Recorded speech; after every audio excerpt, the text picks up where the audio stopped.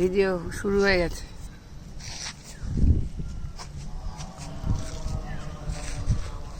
আলো বেশি।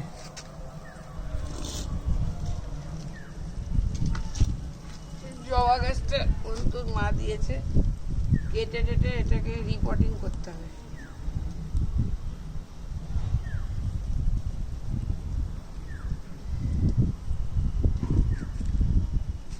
বাবা, এ তো এমন কাছে দিয়েছে, তো কাটতেই পারছি না, আমি ঘোরাতেই পারছি না কাছে। সিস্টেম তো দেখতে হবে।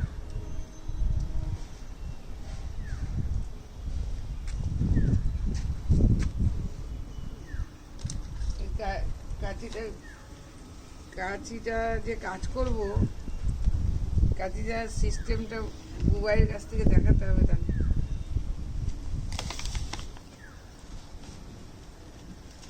কাঁচিটা ধুয়ে নিয়ে যেতে হবে মোবাইলের কাছে, যে কাঁচিটা খুলে দেখা আমাকে।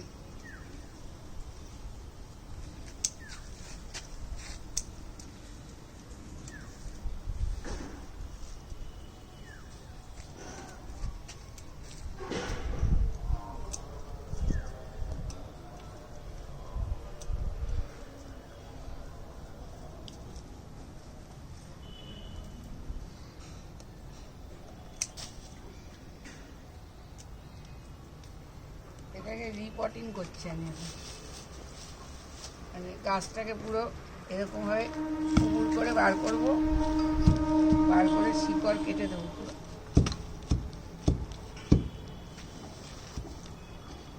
এই যে আলগা হয়ে গেছে গাছটা, কীভাবে বাউন্ড হয়েছে। এই শিকড়গুলোকে অর্ধেক কেটে নতুন ভার্মি কম্পোস্ট দিয়ে লাগাবো।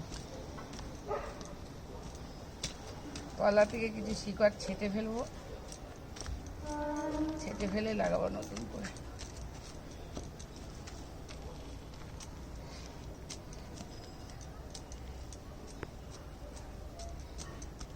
এত শিকড় হলে এই গাছ হবে নাকি ভালো? প্রত্যেক বছর এই রিপোর্টিং করে লাগালে তবে প্রচুর ফুল পাওয়া যায়, না হলে ফুল ভালো হবেই না। এটা হচ্ছে লক্ষ্মী জবা গাছ, ছোট ছোট পিঙ্ক কালারের জবা ফুল হয়। আমরাও তো দেখে দেখেই শিখেছি না, লোকের কাছ থেকে।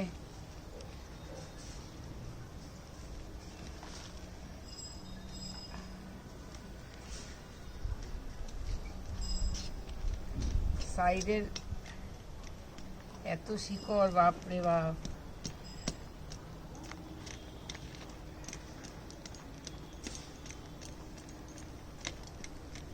অনেকদিন ধরে বলছে সুতপা গাছগুলো ঠিক করে দাও, ঠিক করে দাও, সময় হয় না, কি করবো।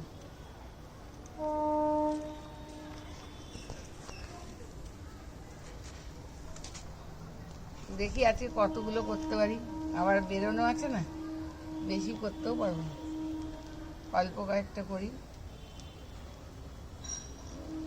এই খোলাম কুচি দেবো একটা, ভার্মি কম্পোস্ট, 1 মুঠো ভার্মি কম্পোস্ট নিচে,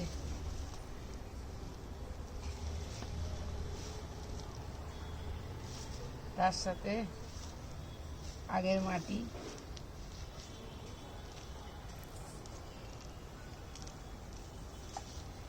দলা মাটি হলে হবে না, ঝুড়ো মাটি লাগবে।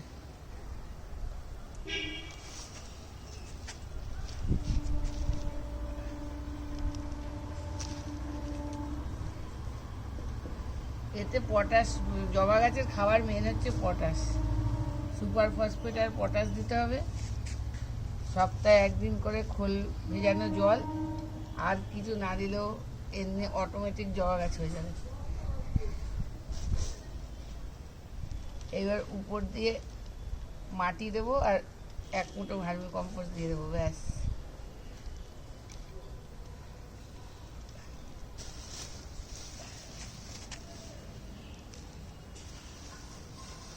হয়ে গেল।